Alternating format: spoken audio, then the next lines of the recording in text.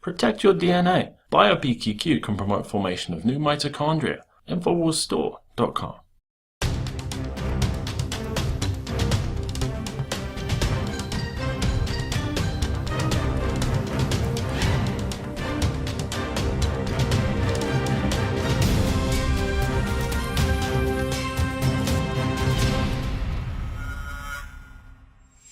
Welcome to the Infowars Nightly News. It's Friday, January 16th, 2015, and I'm Leanne McAdoo. Here are tonight's top stories. Tonight, the father of the latest U.S. terror suspect says that his son was set up by the feds. And our global warming alarmist just blowing hot air? That's next on the Infowars Nightly News. You got the Pope out there pushing carbon taxing. Australia's getting rid of it because they implemented it first and it wrecked their economy. It's wrecked the Spanish economy over in Spain. North Miami Beach police sparked outrage after it was revealed that they were using the mugshots of former felons for target practice. And what's sure to foment all of the anger and this theory that Black lives do not matter when it comes to relations with the police. 6 of the mugshots being used were of Black men. The 7th was a computer-generated image of what seemed to be a white man. And additionally, the sister of one of the men whose picture was riddled with bullet holes was the one who discovered these targets. This was Florida Army National Guard Sergeant Valerie Deant, and her other guardsmen arrived at a shooting range where she found that the people who had previously used the range, the North Miami Beach Police Department snipers, had been firing at old mugshots. She discovered one of them was her brother Woody, who spent 4 years in prison after a conviction 15 years ago. Woody, when he was asked about it, said, "I'm not even like that. I'm a career man. I've got a family. I work 9 to 5. Now, rather than apologize, the police chief said his department would stop using human targets until they amass enough targets to depict a more racially diverse blend of criminals. He said that his snipers a lot of them are minority, so they didn't do anything wrong here. He did say, however, that they would stop using mugshots, and in the future, they would instruct the police to remove the targets when they're done. You think? So there it is. It was really more of a matter of them getting caught doing this. So, of course, this is going to do little to quell the fears of a lot of people who think that the police here in America are being trained to fire upon American citizens in anticipation of some unknown cataclysmic event. But are these targets any worse than the ones being bought by the DHS to the tune of $2 million, $2 million taxpayer dollars? Now, we reported on these in 2013. They were realistic, no more hesitation targets, and they featured images of pregnant women, elderly people, and children. All of these people were pictured holding guns, supposedly designed to give officers the experience of dealing with deadly force shooting scenarios with subjects that are not the norm during training. So, I mean, what is worse here? It's all terrible. It's all basically training the police to fire upon American citizens, even those that they wouldn't normally fire upon, which, here I guess it's normally the mugshots of Black men. But you notice how none of these targets actually look like people who are committing terror plots. No, and while continuing to use, pregnant women and in the elderly, the West wants to continue arming moderate rebels, people who are actually going out there and committing terror. These are who we should really be worried about. But no, we're going to continue arming them. Now, these are moderate rebels who recently defected to ISIS. We reported that they brought with them weapons, cash, equipment, and the training that was provided to them by Saudi Arabia, Qatar, the U.S., and the U.K. And it was reported that some 3,000 moderate rebels of the Free Syrian Army had defected to the Islamic State. The Daily Beast reported in September, al-Qaeda plotters in Syria went dark. And then this group would later be reported as having surrendered to al-Qaeda. That's how the International Business Times painted that picture. But with brigade-size defection, to ISIS, you would think that the last thing that the United States would want to do is send an even bigger brigade or train even more of these moderate rebels, but that's exactly what they did. The U.S. was preparing to train another brigade-sized army to arm, fund, train them, and turn them loose in Syria. And of course, they are going to eventually be filtered into Europe and America. Stars and Stripes reported that the officials were going to be training an additional round of 5,000 of these Free Syrian Army members within about a year. Now, following the arrests of more than a dozen people this week with suspected links to Islamic terrorism following the attacks there in Paris, European counterterrorism agencies are now scrambling to deal with the effects, the potential danger of this really complex issue of a growing terrorism threat. A Western intelligence source told CNN that as many as 20 sleeper cells of between 120 and 180 people could be ready to strike in France, Germany, Belgium, and the Netherlands. And it is believed that ISIS directed these men to return to Europe to launch attacks in retaliation for airstrikes against the terror group in Syria and Iraq. This was according to that same official.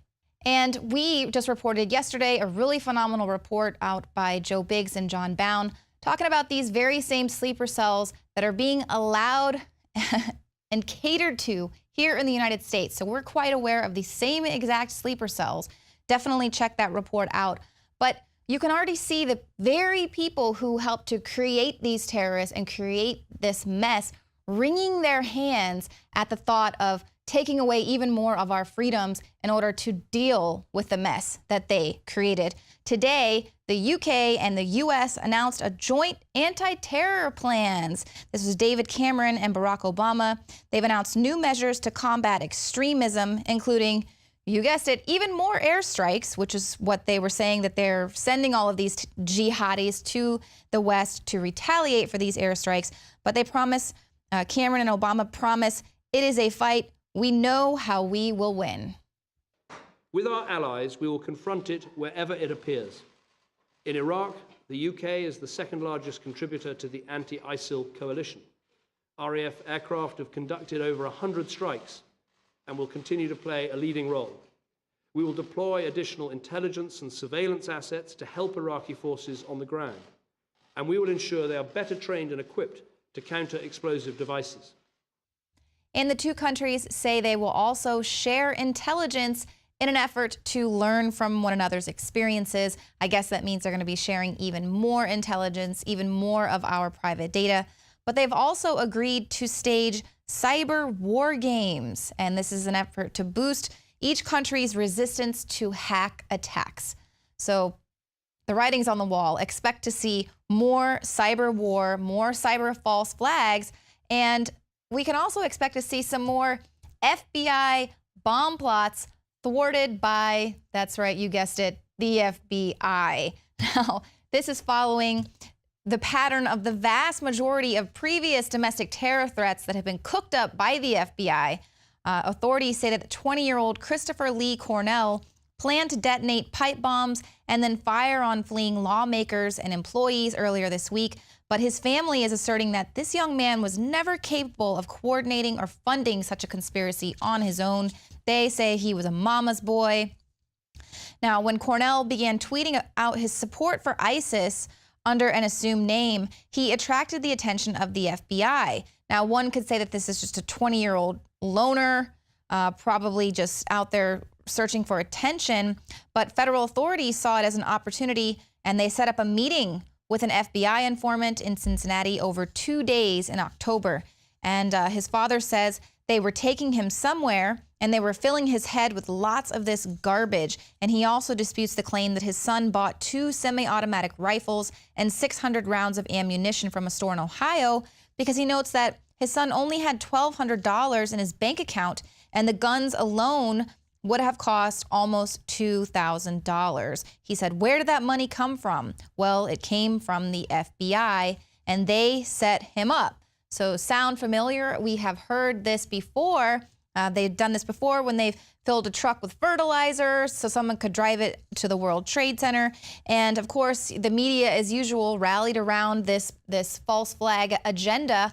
and they're putting up pictures of Cornell showing him with a question 9/11, and 9/11 was an inside job sticker and everything to, of course, try and tie him to the truth movement. Did not stop lawmakers from immediately seizing upon this FBI-created threat to call for more NSA surveillance and justify this continuation of the surveillance state, because they got to fight terrorism. Now, Boehner said, "We would have never known about this had it not been for the FISA program and our ability to collect information on people who pose an imminent threat." Boehner said, "We would have never known about this had it not been for the FISA program and our ability to collect information on people who pose an imminent threat." But according to an FBI affidavit, authorities were tipped off by an informant who saw tweets posted by Cornell, just like the Boston bomber was found by a homeowner and not the thousands of militarized police who went out looking for him. Now, Boehner didn't give a pat on the back to the FBI for disrupting the very terror plot that they once again created. Nah, he just wants to credit the good old Patriot Act, and we need more of it. And that's exactly what we heard in the days immediately following the attacks here in Paris. They said that they're going to be begging us for all the data that we've been able to collect, and we're going to share it. Of course, the U.S. and the U.K. announced that that's indeed what they're going to start doing, joining forces today. We're really seeing the ramp up and this push for a one world government and kind of just swirling chaos and terror all around in every part of the world in order to further this agenda. When will people stop buying this play?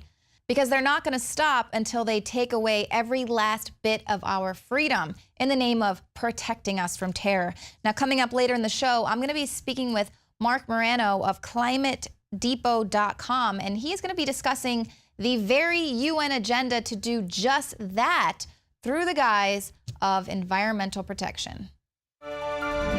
Every year we make resolutions to lose weight and get in shape. And the truth is, it's hard, even with diet and exercise, because of toxic food in our environment that is stressing our bodies more than ever before. Working with experts in nutrition and biochemistry, I found that super high-quality nutraceuticals, in addition to my diet and exercise, were the answers that synergistically worked. I could see the drastic changes every day with the amount of weight I've lost, my increased stamina, and more of a twinkle in my eye. That's why we are now so excited to launch the Infowars Life Resolution Pack, combining 3 essential formulations: oxygen-based cleanser Oxy Powder, the Secret 12 bioavailable vitamin B12, and your choice of super female or super male vitality. Now all available at a discounted price to you and your family to bring in the new year and make 2015 a true success. That's InfoWarsLife.com or 888-253-3139.